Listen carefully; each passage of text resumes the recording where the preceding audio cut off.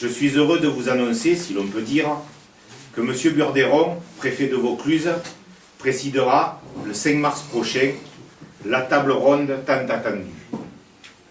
Nous aurions bien sûr souhaité que celle-ci soit organisée plus rapidement, mais ne faisons pas la fine bouche puisque nous avons atteint l'un de nos objectifs.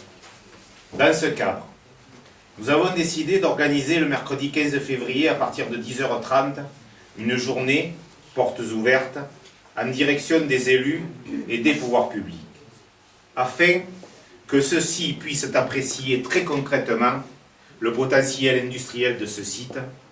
Plusieurs se sont d'ailleurs déjà engagés à y participer. On lâche rien, on lâche rien, on lâche rien, on lâche rien, on lâche rien, on lâche rien, on lâche rien, on lâche rien.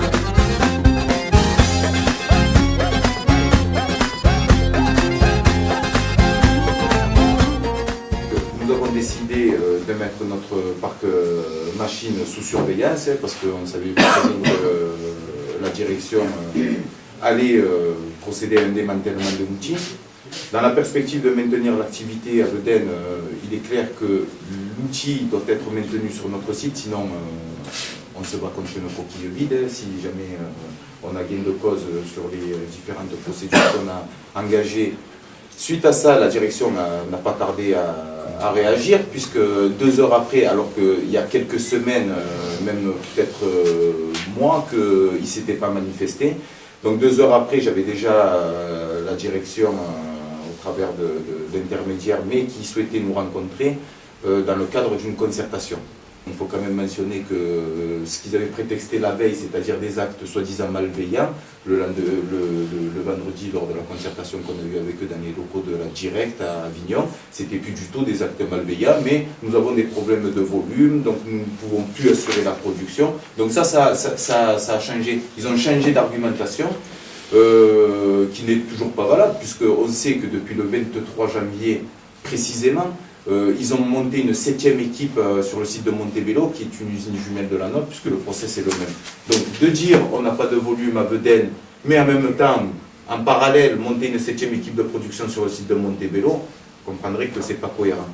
Il n'y a pas de manque de volume. Non, non, c'est vraiment procéder à un lockout et c'est d'anticiper les événements.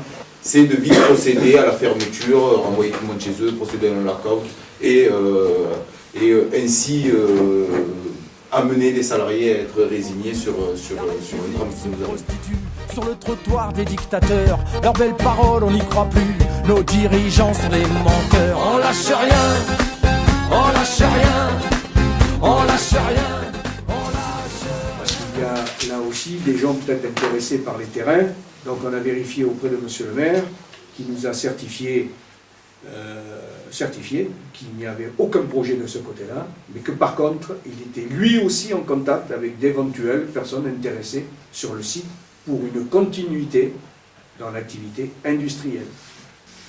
Comme on vient de l'entendre, nous avons en face de nous des gens qui sont tournés uniquement sur la question de la productivité et du profit, et on veut mettre des gens et des familles entières sur le carreau.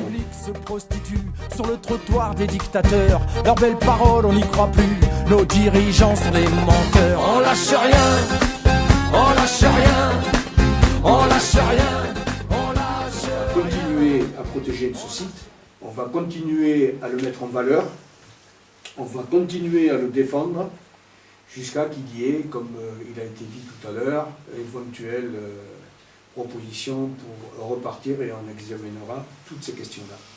On est toujours aussi en direct avec les salariés, puisque encore hier, à l'Assemblée Générale, les salariés sur le site même a montré qu'il y a un large soutien de la part du personnel. Donc on est déterminé à venir à cette table ronde pour le 5 prévu par monsieur le préfet, et nous allons effectivement croiser le fer, parce qu'il est hors de question qu'on nous liquide comme ça.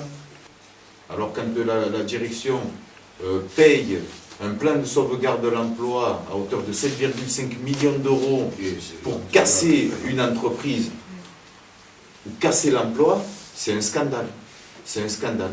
Alors qu'il en faudrait peut-être 2 fois ou 3 fois moins pour que l'activité se poursuive avec un système commercial qui soit à la hauteur de notre infrastructure. À ce sujet, d'ailleurs, nous avons décidé de faire une journée porte ouverte. La direction a tout de suite réagi à ça. Nous sommes une organisation syndicale responsable. C'est pour ça que, dans le cadre et dans l'esprit d'un bon dialogue social, même si la direction nous a abandonnés il y a déjà pas mal de temps, nous sommes rentrés en concertation avec les interlocuteurs de la direction générale à Boulogne-sur-Mer pour, j'allais dire, interpréter de la meilleure manière cette journée porte ouverte. Donc effectivement, c'est un site de production, donc il y a un aspect sécurité qu'il ne faut pas négliger.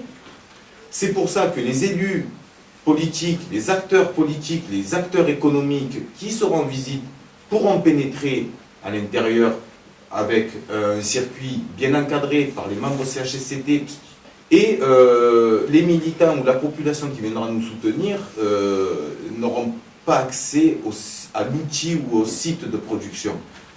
Néanmoins, ils pourront tout à fait rentrer dans la cour, c'est l'objet aussi de notre rassemblement. Ils sont bien mal placés pour venir parler de sécurité. Quand on sait qu'à l'époque, ils faisaient tourner les machines alors qu'il y avait de l'eau de pluie qui ruisselait sur les armoires électriques, on n'a pas de leçon à recevoir de ce genre de personnes. Y compris qu'ils disent, en plus, ils laissent sous-entendre que leur participation à la table ronde dépendrait ou non du maintien ou pas de cette initiative porte ouverte. C'est véritablement scandaleux. On va maintenir l'opération porte ouverte et ils prendront leurs responsabilités. Il y en a assez d'avoir un diktat qui est fait par des patrons qui se comportent d'une manière où tout à l'heure Michel Solbert parlait de respect, ben là c'est vraiment le mépris qui s'exprime envers des salariés qui luttent pour leur emploi et ça c'est inacceptable. Nous avons rencontré les députés à l'Assemblée nationale la semaine dernière. Et donc, nous aurons lundi la visite de personnalités importantes politiques de notre pays pour venir nous soutenir dans l'action qu'on mène.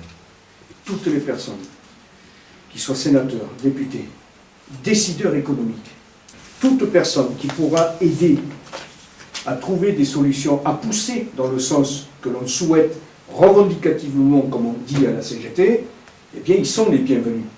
D'ailleurs, il y en a certains qui sont un peu en retard de personnalité, puisqu'on n'en a pas entendu parler du tout.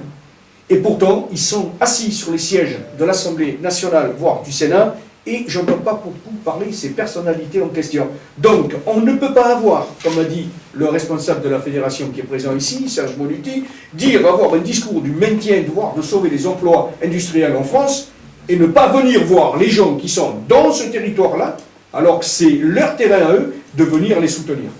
Donc, ils seront les bienvenus s'ils viennent. C'est jamais content pour bien faire. Rien.